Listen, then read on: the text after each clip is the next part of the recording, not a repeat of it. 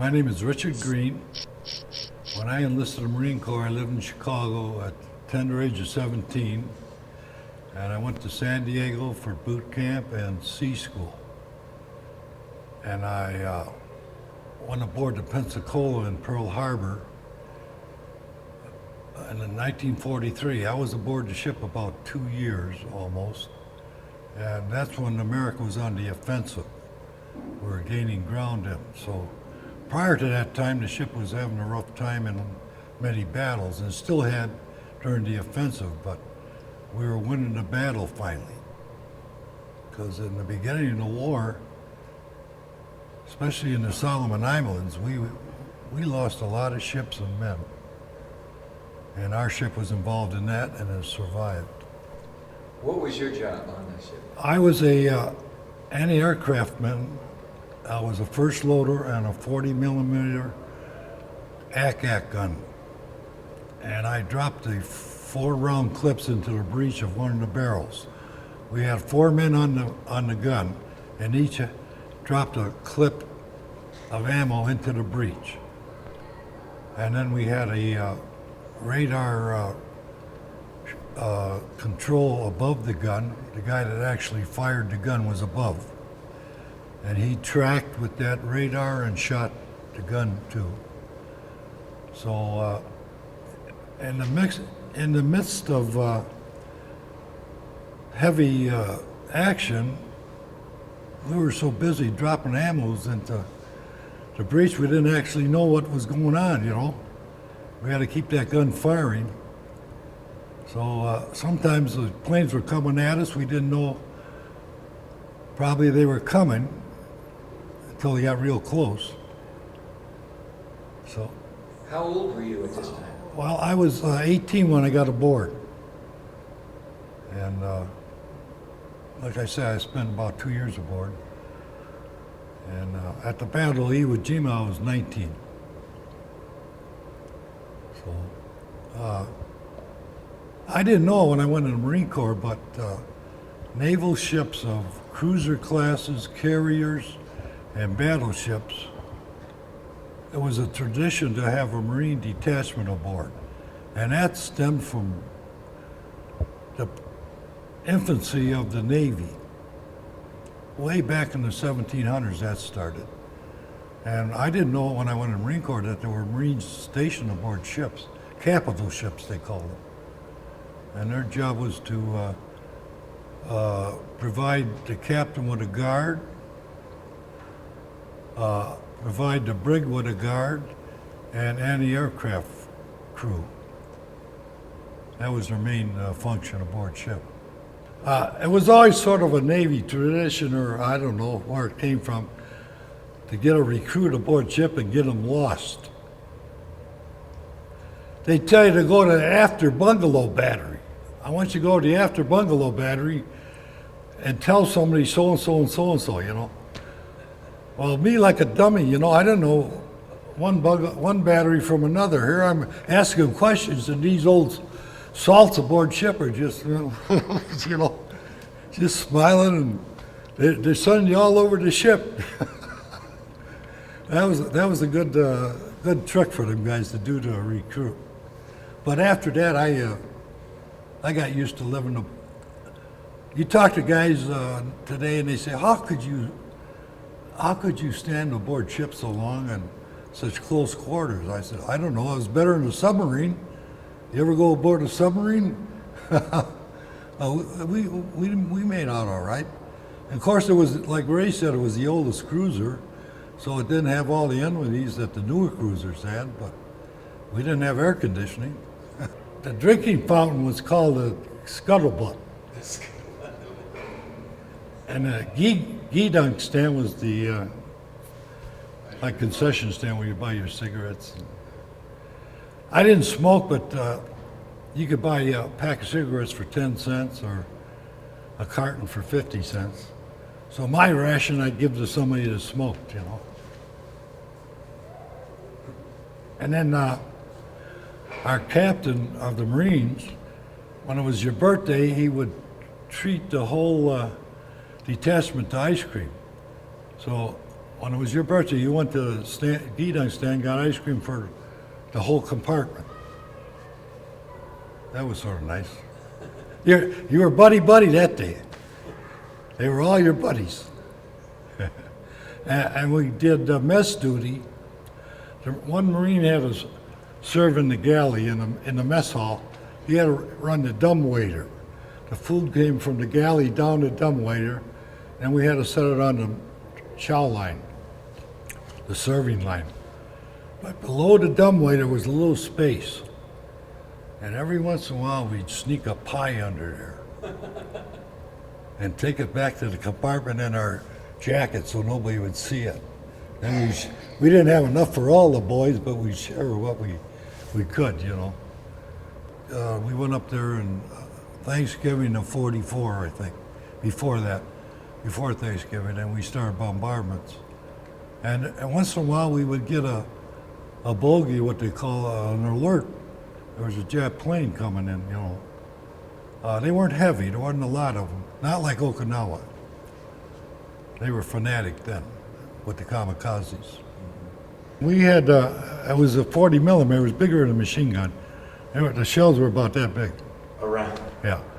It was anti-aircraft. Anti-aircraft. And we had a shield around the gun. That was loaded with ammo. And then there was the ammo storage between the other gun on the other side and our gun. And that came from below deck, way down. And they sent it up by elevator and stored it in canisters.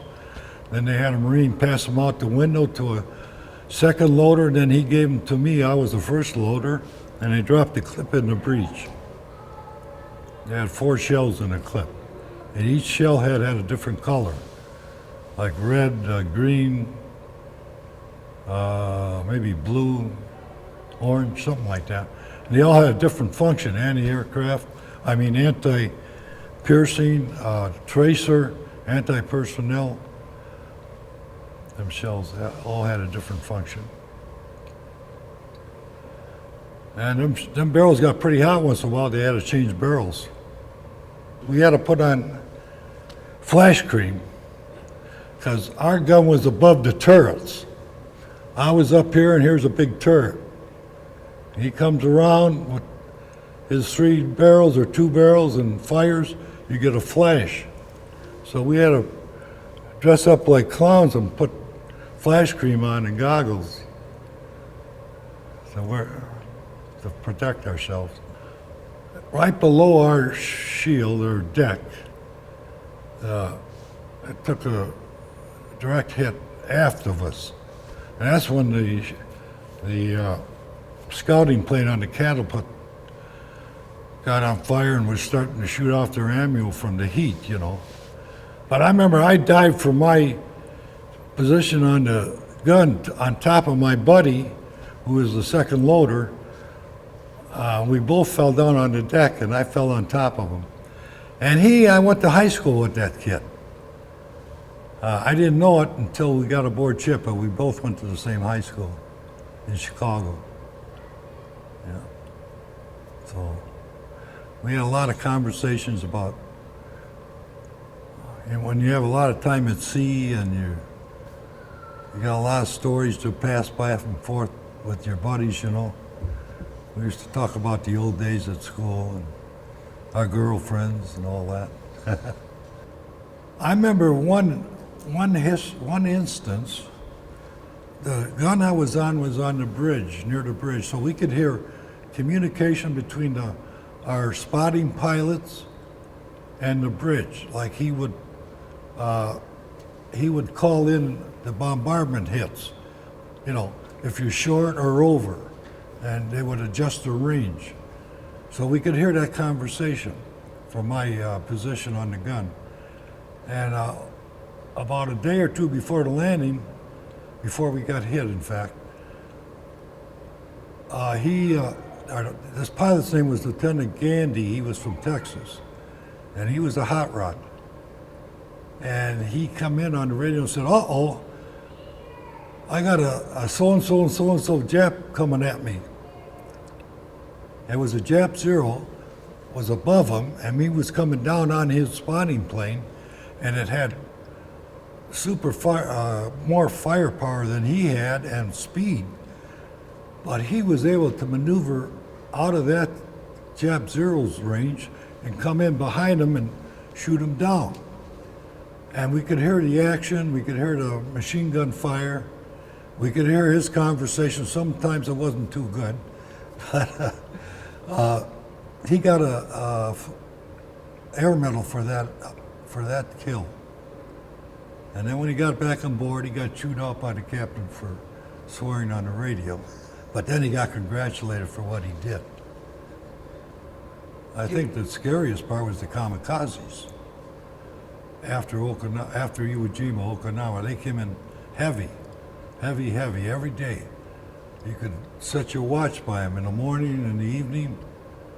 We were constantly going on general quarters and then going down and eating and back to general quarters.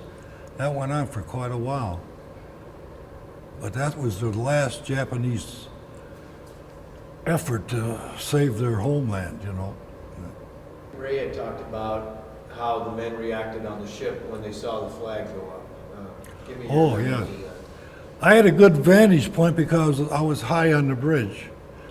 The Marines had two guns on starboard side and port side, 40 millimeters, right on bridge level.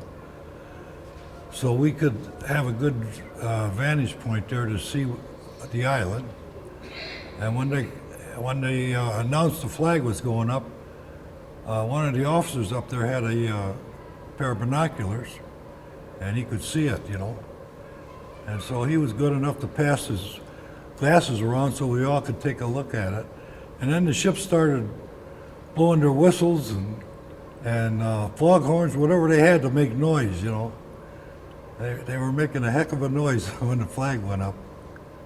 And everybody was yelling, yay, you know. I think I had goosebumps running through me. I felt so proud that the American flag is showing there in that battle.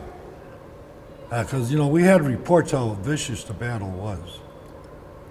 And after the battle, I heard about how terrible it was. And so, you know, I was so glad that I was fortunate I wasn't part of the landing party. I got to say that. I had a clean bunk to go in every night. And them poor guys had to lay in that black sand. Probably didn't change their underwear for a week or, you know, so I was lucky. I was fortunate. Even though we had a rough time, it was much harder for them boys. Yeah. The burial at sea, the Marines provided the rifle guard for the burial, and our bugler blew taps, and as each body was slid down, they had a gun salute, and at the end the bugle blew taps. Then they marked the exact location in the ship's log. So about after the end of the war, we came back near that location to pick up some guys to take back to the States, I think. So we had a memorial service there, which was a few months later than that. Yeah. But I remember I was asked to volunteer. They were asked for volunteers to help the bodies sew them into canvas. And I volunteered, and I went down and helped for a while, but it got to me and I couldn't keep up at it. So I asked the officer if I could get relieved. It was just too much for me. Even though I didn't know the bodies, you know, they were our crewmen. I didn't know them personally. Because when you're aboard ship, you're usually in your own detachment quarters, and you got your own job. And you see guys in the ship in various spots, you know, especially in the mess hall. You're walking back and forth to the mess hall, you'll say hello to some sailor, but I didn't know him, you know. So, but that was a bad time for me.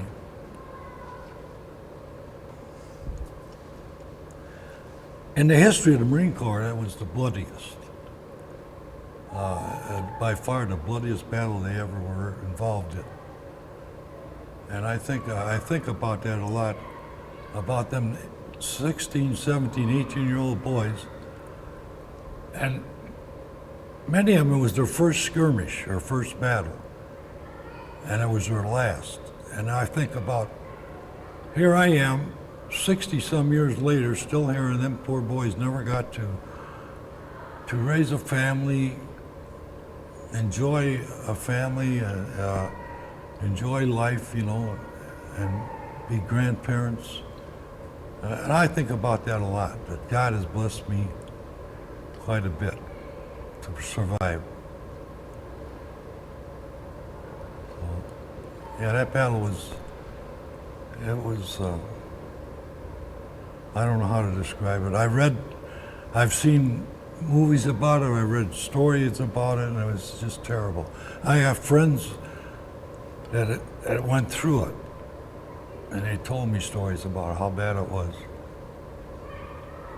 And I was glad that I was see going aboard the ship. It went all night. The poor guys who were on the island, you know, they couldn't get a decent rest. They would take turns, you know. Your buddy, hey, I'm going to take a little nap for 15 minutes. Will you keep your eyes open? Something like that. But they never got a night's rest. And then after the certain Marine, I think it was the 28th Marines of the 5th Division secured the part of the island where Mount Suribachi was, then they had to fight their way all the way up. And they brought aboard 2 more divisions, 3rd and 4th Division Marines. And there was one battle there, it had a name for it, I can't remember it, but they lost a lot of men there. They were dug in so deep, they took a terrible toll. Because the Japs were digging in that island for probably 2 years or so. They made a community under that island. They had rooms, tunnels that connected. They even had a hospital under there. I understand they even had women and children under there. I don't know how true that is. I was told that. I don't know. But yeah, it was terrible. They had to burn them out with their flamethrowers. I wouldn't want to have been a flamethrower Marine. What he had strapped on his back, it just took one hit and he was finished. Yeah. But them guys had courage to win that battle. And they did it in about 31 days, I think they secured the island. Of course, when they landed, they told them about, what, a week, and the island would be ours. They had no way of knowing what was ahead of them. We were heading back. You weren't supposed to tell your, by mail or anything, where you were, what you're doing. But apparently one of the boys got some kind of communication to his girlfriend. So that when we come under the Golden Gate, everybody was up there and jumping up and down. He has field glasses. He could see up there. He could see his girl. And he was yelling her name and everything. And he was so happy, you know. She probably couldn't hear him or see him. But that was quite an experience. And then when you seen the Golden Gate in the distance, boy, there's America. Haven't seen it for a year and a half or so. Sure looks good. I had a year to go after the war, so they shipped me to Annapolis, Maryland, and I was a academy guard at the main gates there for a year. So I got to meet some politicians, and the president of the United States at that time was Truman. Roosevelt had just died, and Truman had taken over. So I got to see him one time. So my last year in the Marine Corps, I was at the academy. And I was glad to get home. All my friends were home. My brother was home. He was in the Air Force. And He was a B-29 navigator. We took a tour of the Iwo Jima Memorial and the Washington Monument and all those in the council there. Yeah, that was quite an experience. And it was at nighttime too, and it gave you I mean, the lights were showing on the memorial and it's dark marble, and it just gives you goosebumps. And it looked like the flag, as the bus went around real slow, it's in a circle all the way around the memorial, it looked like the flag was coming up. I gave you, oh, I couldn't get over that. I got goosebumps all over me. Yeah. I was proud to serve. I had no idea what was ahead of me or with the training, so I would tell them, if that is your wish to serve our country, and I'm all for it.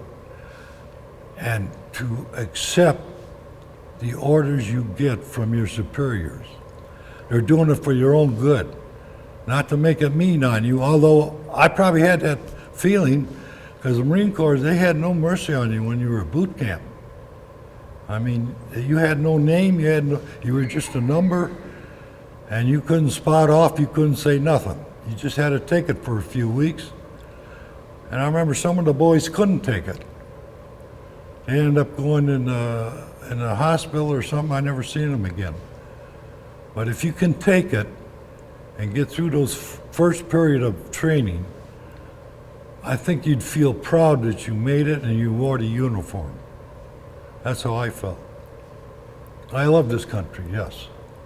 I think it's the best country in the world. I haven't seen a lot of countries in the world, but I talk to people who have, and we have it by far the best country in the world. You got to be proud and stand up for this country. And it makes me ashamed to see some that don't and are burning the flag or spout off about it, you know.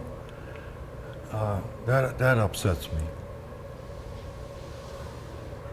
Would you do it all again? I think I would. Yes, I would do it again. I wouldn't want to do it now, but at my age, at that age, you don't have the fear you have when you get older. I believe that. In fact, when I first got to boot camp, they took us over to mess hall in San Diego, and here's one of the movie stars in a Marine uniform, Tyrone Power. As we walked into the mess hall, he's all shaking our hands, boys. Glad to have you in the Marine Corps, you know. Well, that sort of made us feel pretty good. But then down the road, I figured, I don't know if I made the right decision or not. But I was glad I made it. I had a lot of hair in them days. And so they had a line going into the base barber shops. And we all went in and all came out all looking the same, like skinned apes, you know. And the barbers are standing in hair up to their ankles. And they're loving it, you know. What does it mean to you to be able to come here to Branson and see your buddies again? Oh, it means a lot. My wife and I were discussing it, and I'm glad Ray made this offer to me, you know. It's close to home, but still, this area has so much to offer, and I'm glad it came. We've had a good time. The shows have been all terrific. You guys have been terrific. We just have, the chow's been good, you know, everything has gone smooth. It's great. The survivors are kind of the voices for those who perished. If you could say something to your buddies back there that didn't make it, what would you say? Boy, I'd say, I'm sorry you missed a good portion of your life, and that you gave your all for this, which had to be done for our country. If all the guys that fought in those battles and those who were killed, it was a different war in them days, you know. It was for survival. So I'd say thank you for your sacrifice to this nation. That we were able to come home and experience a good life, and you weren't able to do that, and I would say thank you. Thank you, boys. Thank you, men, for doing your all.